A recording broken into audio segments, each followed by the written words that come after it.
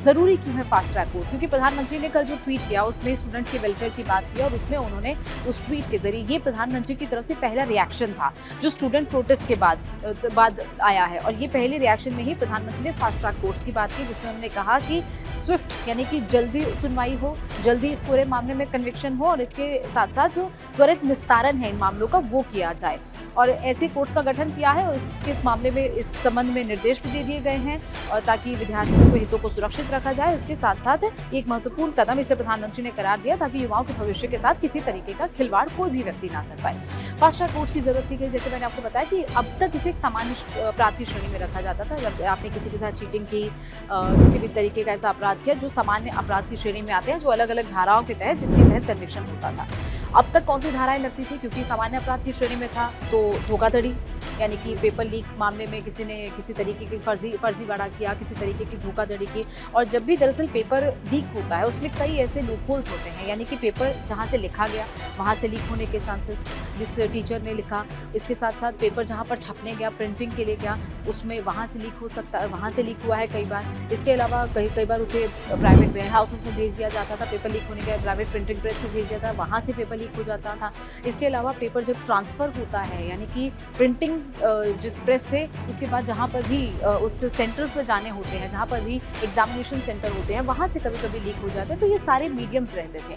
ऐसे में अभी तक जो आईपीसी की धाराएं लगती थी, आईपीसी की धाराएं क्योंकि अब तक आईपीसी के तहत ही केसेस आते थे जिसमें 420 यानी कि धोखाधड़ी, 467 और 468 भी धोखाधड़ी और इसके साथ साथ ये 120B आपराधिक षड्यंत्र, यानी कि यही वो धाराएं लगती थी जिसके तहत अभी तक किसी का भी कन्विक्शन होता था। लेकिन कन्विक्शन में देरी क्यों होते थे? अब पहले आपको बताते हैं कि फास्ट ट्रैक कोर्ट्स अब तक कैसे काम करती आई हैं। फास्ट ट्रैक कोर्ट्स क्या अब तक कभी पेपर लीक के मामले में ऐसा कभी नहीं हुआ।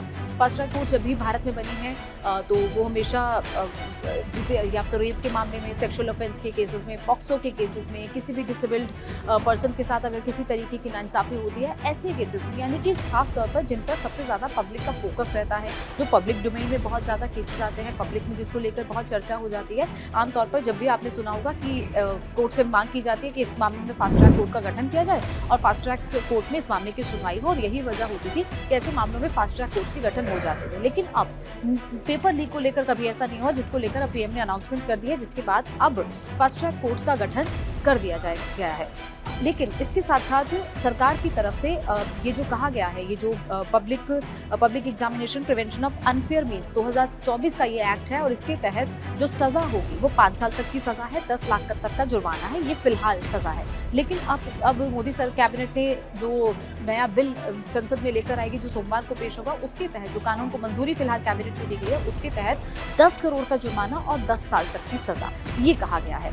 अब बात करते हैं कि फास्ट ट्रैक कोर्ट्स अब तक शुरू कब हुए थे। दरअसल जब निर्भया का केस हुआ था, यानी कि निर्भया गैंगरेप 2012 का ये केस हुआ था, जिसमें फास्ट ट्रैक कोर्ट बनाया गया था। फास्ट ट्रैक कोर्ट में इस मामले में सुनवाई हुई थी और इसमें 9 महीने के अंदर ये पूरे मामले की सुनवाई हुई। सोचिए, हमारे देश की अदालतों में कई केसेस ऐसे हैं जो कई लंबे साल तक लटकते रहते हैं, लेकिन निर्भया केस में जो सुनवाई है वो 9 महीने के अंदर हो गई थी। डेथ पेनल्टी जो रेपिस्ट हैं उनको दी गई थी। उसके बाद जो सेकंड केस आया था मुंबई आतंकी हमला, जिसमें अजमल कसाब को दोषी पाया गया था, वो 2009 में हुआ था। उसमें भी फास्ट ट्रैक कोर्ट में सुनवाई हुई थी जो 12 महीने के अंदर पूरी हुई थी और ये इसमें अजमल कसाब को दोषी पाया गया था। इसके अलावा Kolkata RG medical rape case हुआ था, उस केस में भी फास्ट ट्रैक कोर्ट का गठन हुआ था। फास्ट ट्रैक कोर्ट ने 6 महीने के अंदर पूरे मामले की सुनवाई कर ली थी और इसके साथ साथ उम्र कैद की सज़ा जो दोषी हैं उनको दी गई थी।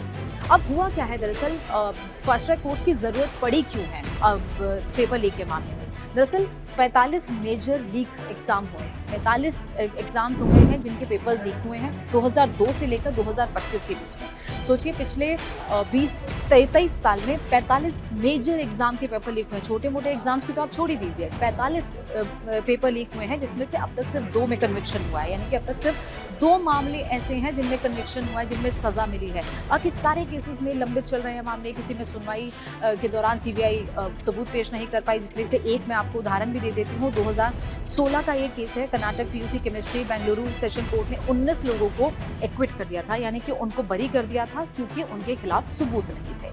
दरअसल एजेंसीज के सामने, पुलिस के सामने यही चैलेंज रहता है कि वो सबूत पेश नहीं कर पाती हैं। खासतौर पर ऐसे मामलों में आई विटनेसेस को प्रोटेक्ट करना बहुत मुश्किल होता है। इसके साथ साथ यूजीसी नेट 2024 का केस है, जिसमें जब मई 2026 में सुनवाई इस मामले पे हुई, फाइल की क्लोजर रिपोर्ट सीबीआई ने, तब कोर्ट ने उस फाइंडिंग पर सवाल उठा दिए कि ये जो फाइंडिंग्स हैं ये दरअसल कॉन्ट्रडिक्टरी हैं।